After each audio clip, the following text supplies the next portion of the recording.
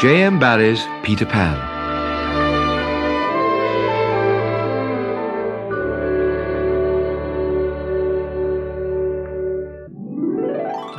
The red-skinned Princess Tiger Lily did not forget that Peter Pan had saved her life, and every night she and her braves kept watch over the underground home. Peter and the Lost Boys had been expecting a skirmish for a long time.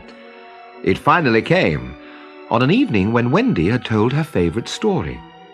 It was all about Wendy, John, and Michael leaving the Neverland and flying back home. Their mother, she said, had always left the nursery window open in the hope that they would return. It was Peter's least favorite story, and when it was finished, he groaned. "Oh, Wendy, you are wrong about mothers," he said. "Long ago I thought, like you, that my mother would always keep the window open for me. So I stayed away for moons and moons and then flew back. But the window was barred, for Mother had forgotten all about me, and there was another little boy sleeping in my bed." John and Michael were scared. "Wendy, let us go home," they cried together. "At once," replied Wendy firmly. "Peter, please arrange it." "If you wish," he said coolly. He did not want Wendy to leave, but he would not show it, so he went off to ask the Redskins to guide her through the wood. When he returned, the Lost Boys were crowding round Wendy, pleading with her not to go. "No, please don't go. Wendy, you can't leave us. No. "It would be worse than before you came," they cried.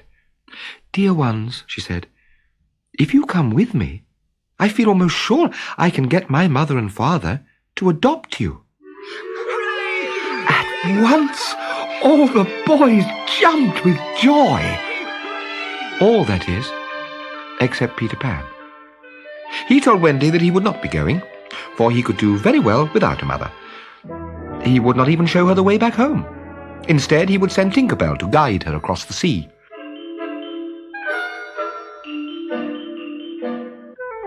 Peter skipped up and down the room, playing gaily on his pipes. "Now then," he cried, "no fuss, no blubbering. Goodbye, Wendy." And he held out his hand cheerily. Wendy had to take his hand, as it seemed that he did not want a kiss. Then Peter called on Tinker Bell to lead the way, and the little fairy darted up the nearest tree. But no one followed, for suddenly they heard shrieks and the clash of steel.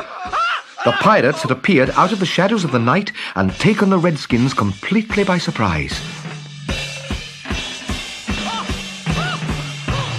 A tremendous battle followed, and only Tiger Lily and a few trusted braves managed to escape with their lives. But the Lost Boys did not know this. When the sounds of battle had died away, they asked who had won, and the pirates, standing by the hollow trees, heard Peter's answer. "If the Redskins have won, they will beat the Tom-Tom. It is always their sign of victory."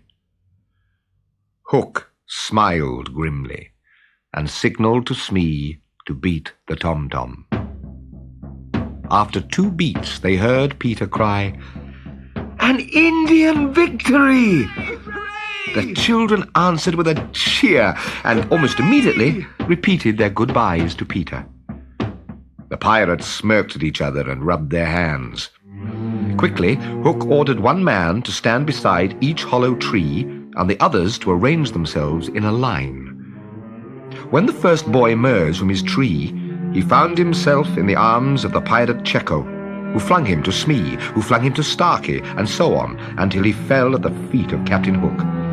All the boys were plucked from their trees in this ruthless way, and several of them were in the air at one time. Wendy was treated differently. Hook raised his hat to her and escorted her to the spot where the others were being doubled up and tied with their knees close to their ears. Only Slightly could not be tied up in this way, for every time they tried to pack him tight in one part, he bulged out in another. It did not take Hook long to realize what this meant. Slightly, who could not stop drinking water in hot weather, had swollen up. Then, instead of reducing himself to fit his tree, he had whittled his tree to make it fit him. Any average-sized man could now get down and up Slightly's tree. Hook ordered his men to fling the children into Wendy's little house, and the 4 stoutest men to raise it on their shoulders and carry it to the ship. Yo-ho, yo-ho, Singing their hateful song, the pirates set off through the wood. As soon as he was alone, Hook tiptoed to Slightly's tree and listened for any sound from below. All was as silent as above, so he climbed into the hollow trunk and let himself go into the unknown. He had feared that Peter would be waiting for him, dagger in hand.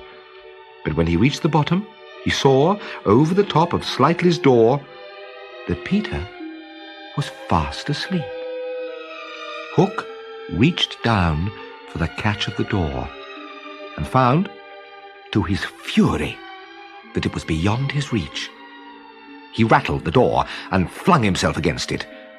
Then he noticed something standing on a ledge within easy reach. It was a cup of medicine that Wendy had left for Peter. She was always chiding him to take it. Hook knew that Peter was in his power. Shaking with joy, he took a small bottle of yellow liquid poison from his pocket and poured 5 drops into Peter's cup. Then, after one long gloating look, he wormed his way up the tree and sped into the wood. Peter slept on. He slept until he was woken by an excited Tinker Bell. Oh, you could never guess, she cried.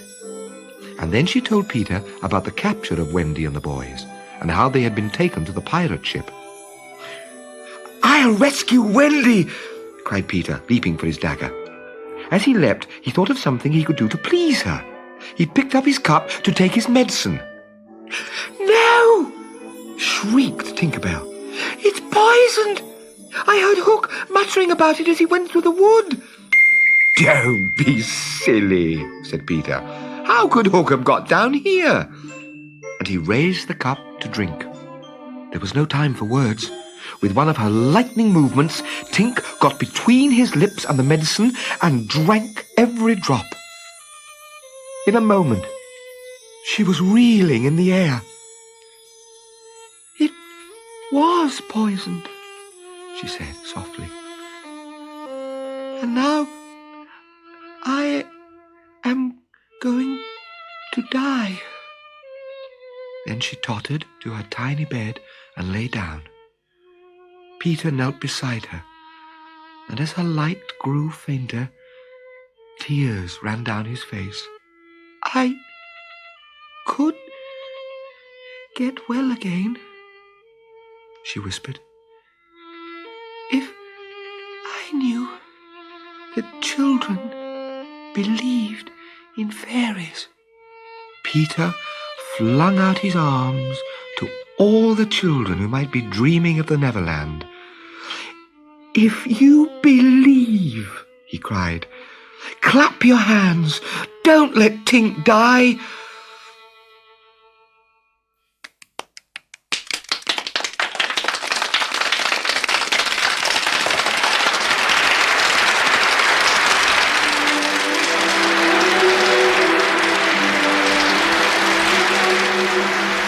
All over the world, children clapped, and as they clapped, Tink's light grew stronger, and she popped out of her bed and flashed through the room merrier than ever. And now to rescue Wendy, cried Peter. This time, it's Hook or me.